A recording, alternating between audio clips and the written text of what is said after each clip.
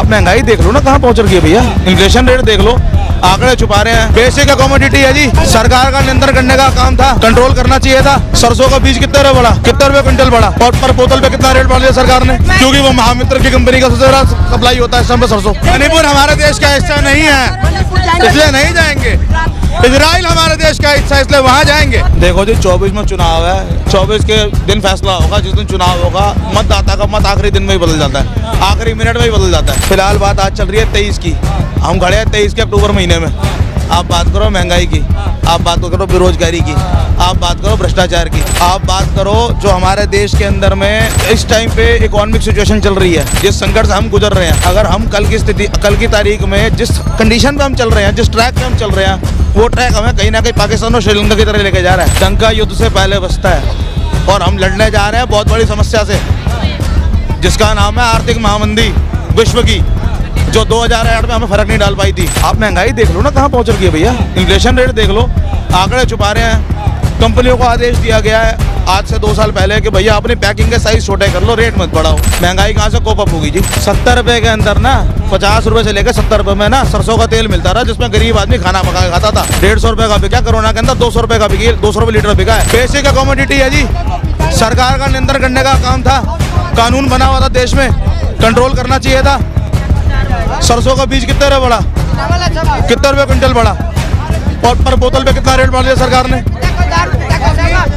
क्योंकि वो महामित्र की कंपनी का सबसे ज्यादा सप्लाई होता है इस समय सरसों। क्रोनिक कैपिटलिज्म नाम की एक चीज होती है, उस चिड़िया के पर जिन्होंने गिने हैं उन्हें पता है, जिन्होंने नहीं गिने उन्हें आज भी वही है कि हम आजाद हैं। लेकिन जिस दिन गुलाम हो गए, वो गोरे अंग्रेज थे जो गुलाम कर गए 300 साल। कालों के अंदर राज चल रहा है, काले अंग्रेजों के अंदर। 9 साल में वो कर दिया जो 75 साल में कोई नहीं कर पाया। पूरे देश में इतनी सरकारें आई, 55,000 करोड़ का देश पे कर्जा किया, ठीक है जी। ये आए 9 साल में 1,55,000 करोड़ रुपए कर दिया सीधा कर्जा। अडानी जी तरक्की कर रहे हैं, देश की तरक्की नहीं हो रही।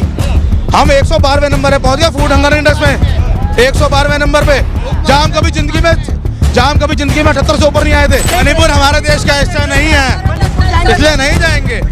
इजराइल हमारे देश का हिस्सा, इसलिए वहाँ जाएंगे। ऐसा है जी, जो देश के साथ हो रहा था वो हम सब देख रहे थे, जो आज हो रहा है वो हम सब देख रहे हैं, और जो आने वाले टाइम में होगा वो भी हम सब देखेंगे, क्योंकि हम जनता है, हम सिर्फ देख सकते हैं। उसको परिवर्तन करने का काम हमारे पास 5 साल में एक बार आता है। हम अगर उस टाइम परिवर्तन कर लेंगे तो हमारा भविष्य कुछ और होगा।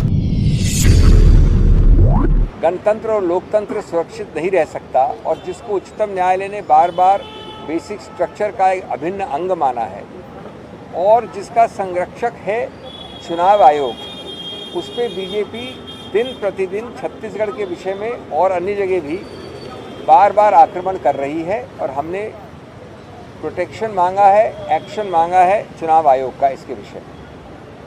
ये अजीबोगरीब बात इसलिए है कि लगभग 18 महीने पहले जो जांच शुरू की गई मुख्य कोतवाल द्वारा, यानी छत्तीसगढ़ पुलिस द्वारा महादेव ऐप के विषय में, लगभग 500 गिरफ्तारियां हुई, सैकड़ों मोबाइल फ़ोन, लैपटॉप और अकाउंट्स बरामद किए गए। लिखित रूप से हमने आपके समक्ष रखा और चुनाव आयोग को दिया। 18 महीने से ये चल रही है कार्रवाई। 5-6 महीने पहले मुख्यमंत्री ने औपचारिक रूप से मांग की कि कुछ लोग इसके छत्तीसगढ़ से हैं, उनको गिरफ्तार किया जाए। उसके बाद 30 अगस्त को औपचारिक रूप से मांग की कि इस ऐप को बैन कर दिया जाए, प्रतिबंधित कर दिया जाए। सब कुछ वैसे ही चल रहा है, केंद्र सरकार कुछ नहीं करती है। केंद्र सरकार के ईडी खुद जांच शुरू कर देते हैं 6-8 महीने पहले दुबई से, कोई ठोस कार्य नहीं करते हैं। और जैसे ही चुनाव छत्तीसगढ़ का पास आता है तो पिछले 1 हफ्ते में आप दिन प्रतिदिन नए वक्तव्य देख रहे हैं, नए प्रमाण पत्र देख रहे हैं बीजेपी के नेताओं द्वारा, माननीय प्रधानमंत्री द्वारा और चुनाव और ईडी द्वारा। विचित्र बात नंबर 1 कि मिनिस्टर ऑफ आईटी कहते हैं कि मैंने परसों बैन इसलिए किया ये ऐप, परसों, तारीख नोट करिए, परसों यानी 6 तारीख को, क्योंकि छत्तीसगढ़ सरकार ने पहले मांग नहीं की मेरे से ऐप बैन करने के लिए। अरे भाई, किसको बताएं कि क्या बैन करने का अधिकार क्षेत्र केंद्र सरकार उनके मंत्रालय में है कि नहीं? क्या बैन करने से पहले पूर्व अनुमति चाहिए प्रदेश सरकार की? क्या प्रदेश सरकार के कहने से वो काम करते हैं? ऐसा अजीबोगरीब लिखित वक्तव्य है माननीय मंत्री महोदय का। दूसरा, ये कहती है ईडी कि सब्जेक्ट टू इन्वेस्टिगेशन, मैं कोट कर रहा हूँ, मेरे शब्द नहीं हैं, हमको लगता है कि बहुत घोर चीज़ें हो रही हैं, गलत चीज़ें हो रही हैं, गैरकानूनी हो रही हैं और रुपया आ रहा है बाहर से छत्तीसगढ़ को इलेक्शन चुनाव को फंड करने के लिए। ये कैसा वाक्य हुआ भैया? सब्जेक्ट टू इन्वेस्टिगेशन, यानी आप भविष्य में तहकीकात करेंगे लेकिन आरोप प्रत्यारोप आज करेंगे, चुनाव की समतल ज़मीन को खराब आज करेंगे, लोगों को गुमराह आज करेंगे। और तीसरी बात कि ईडी बार बार ये दिखाती है कि उसके पास पूरे तथ्य हैं, लेकिन जिन जिन के नाम लिए हैं चार्जशीट में उनके विषय में कुछ भी नहीं लिखा है, कुछ भी नहीं बताया है कि कैसे महादेव ऐप से वो संबंधित हैं। कई जो अफसर हैं सीएमओ में उनके नाम दिए गए हैं, वर्मा जी, भाटिया जी, मनीष वगैरह इत्यादि इत्यादि। सीएम के ऑफिस के अफसरों पे आरोप लगाया है। वो जब अस्पताल में है तो उनकी तहकीकात की गई है, प्रश्नोत्तर किया गया है, लेकिन एक्चुअल चार्जशीट में एक शब्द नहीं है कि क्या उनका संबंध है महादेव ऐप से। नंबर 3, अगर इतना घोर चीज़ हो रही थी तो पिछले 6-8 महीने में आपने कोई अरेस्ट क्यों नहीं किया और ऐप को बैन परसों क्यों किया? ये सब कुछ चुनाव के एक हफ्ते के वक्त क्यों हो रहा है? हर दिन नए वक्तव्य क्यों आ रहे हैं, इंटरव्यू नए क्यों आ रहे हैं?